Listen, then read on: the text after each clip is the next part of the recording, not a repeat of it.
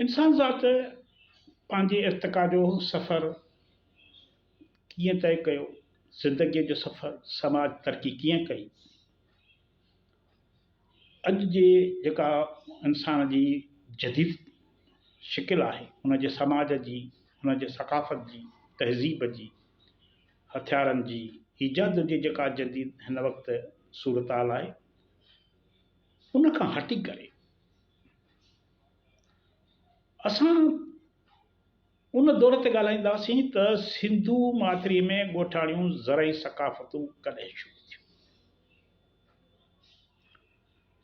इंसानी तहज़ीब जी जेका शुरूआत आहे सा दरियाहनि जे किनारनि ते थी। क़दीम दौर जे माण्हुनि पंहिंजा झूपा उन ई हंधि जोड़िया जिते खेनि पाणी सां जाइ सां मिली थिए सघियो।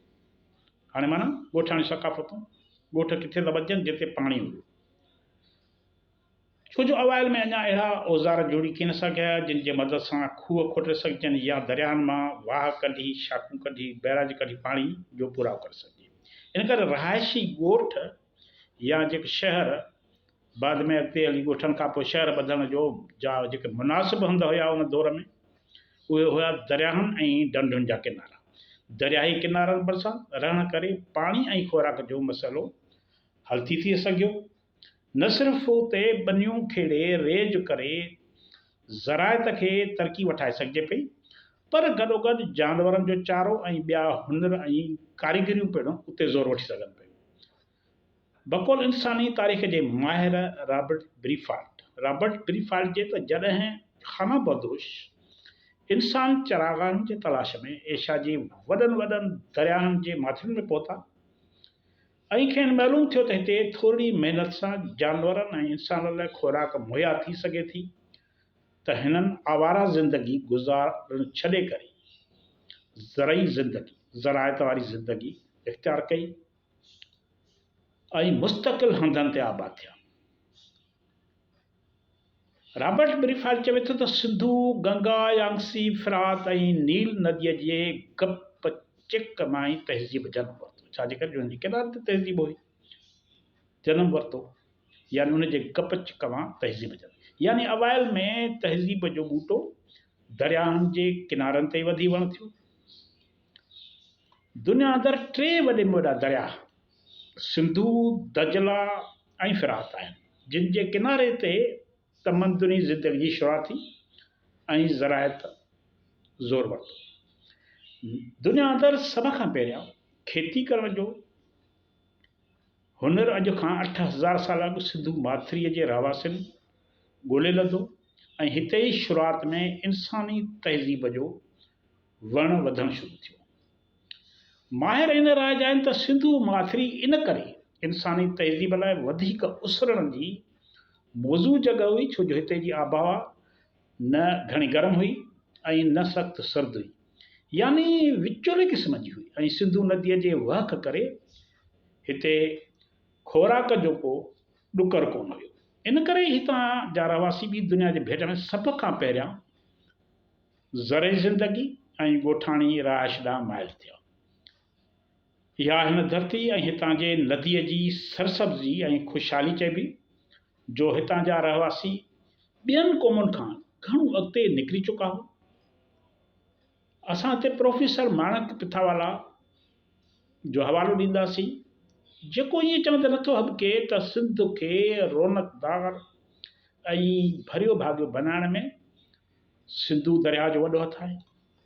सिंधु दरिया असांजे सिंध जे जनम खां अॻु ई मौजूदु हुयो। जीअं ॿार ॼमण खां अॻु माउ जे थणनि में थञ अचे थी, तीअं सिंध खे ताते निपाए वॾो करण लाइ सिंधु अॻई हाज़िर हुई। अवैल में हितां जे रहवासियुनि जूं ज़रई एराज़ियूं नंढनि नंढनि दरियाहनि जे वादियुनि में उभरियूं। अॼु खां 8000 साल अॻु नए पत्थर दौर में सिंधु माथिरी जे रहवासियुनि बनियूं खेड़े फसल उपाइण जी शुरूआत कई। अहिड़ा आसार फ्रांसीसी आर्कियालॉजी मिशन जे डायरेक्टर ज़ान ज़ेरी बलूचिस्तान जे बुरान लकवट महरगढ़ जे क़दीम आसारनि मां ॻोल्हे लधा आहिनि, ऐं इन्हनि आसारनि जी उमिरि 7500 क़िबल मसीह मुक़ररु कई, यानी अॼु खां 9,500 साल महरगढ़ खे एशिया जी पहिरीं ज़रई वसंदी कोठियो आहे। अहिड़ी तरह हिते जे रहाकुनी सभ खां पहिरियां हिकु ज़रई समाज, ज़रई सोसाइटी जो बुनियादु विधो। साॻी तरह ज़ानज़ेरी हिन क़दीम वसंदीअ ते रोशनी विझंदे चवे थो त हितां जा माण्हू 7,500 क़िबल मसीह खां अॻु नए पत्थर दौर में फ़नी, जमालियाती ऐं तख़लीक़ी ज़ेनत सां मालामाल हुआ ऐं हू अॾावती महारत बि रखंदा हुआ। 9,500 साल अॻु हिन वक़्तु मौजूदा ईसवी सन जे हवाले सां त हिननि जी रहणी कहणी आर्ट थांव, माना महरगढ़ जे माण्हुनि जी रहणी कहणी, आर्ट थांवनि जी डिज़ाइन, दफ़नाइण जा तरीक़ा ऐं ज़रई सिरिश्तो घणो तरक़ी कयल। हिन दौर में अञा माण्हू धात ॻोल्हे कान लधी हुई, इन करे औज़ार तौरु पत्थर इस्तेमालु कंदा हुआ। हू ज़मीन खेड़ण लाइ पत्थर जा हर, फसल जी कटाई लाइ पत्थर जा डाटरा, अन्न पीहण लाइ पत्थर जूं चकियूं इस्तेमालु कंदा हुआ। हू औज़ारनि ठाहिण लाइ चकमकी पहण जा धार वारा औज़ार इस्तेमालु कंदा। मथियनि माना महरगढ़ जे आसार मिलण खां पोइ ख़बर पई थी त खेती करण जे सिरिश्ते करे सिंधू माथिरी जा माण्हू सभ खां पहिरियां तमदुनी ज़िंदगी ॾांहुं माइल थिया ऐं तेज़ीअ सां तरक़ीअ जा ॾाका तय करण लॻा। जॾहिं त इहो सॼो अमल बाक़ी दुनिया जे भेट में तमामु देर सां शुरू थियो। सुधरियल पोख जो कमु ऐं पकी ॻोठाणी आबादी विच ओभर में तक़रीबन 5,000 क़िबल मसीह में शुरू थी, पर सिंधू माथिरी में उहा 7,500 साल क़िबल मसीह ऐं हिन ईसवी सन जे हिसाब सां 9,500 साल अॻु शुरू थी। पोखी राही इंसानी ज़िंदगीअ में हिकु नओं इनकलाब बर्पा करे छॾियो। हाणे हू पंहिंजे जापे लाइ फितरत ते भाड़ण छॾे पंहिंजी ग़िज़ा पाण पैदा करण लॻा। ज़रायत जे फ़न इंसान खे पंहिंजे ज़िंदगी जूं ज़रूरतूं पाण पूरियूं कंदा हिमथायो, जंहिं अॻिते हली इंसान खे सही माना में इंसान बनायो। अव्हां जी वॾी महिरबानी जो अव्हां असांजी ॻाल्हि ॿोल ॿुधी।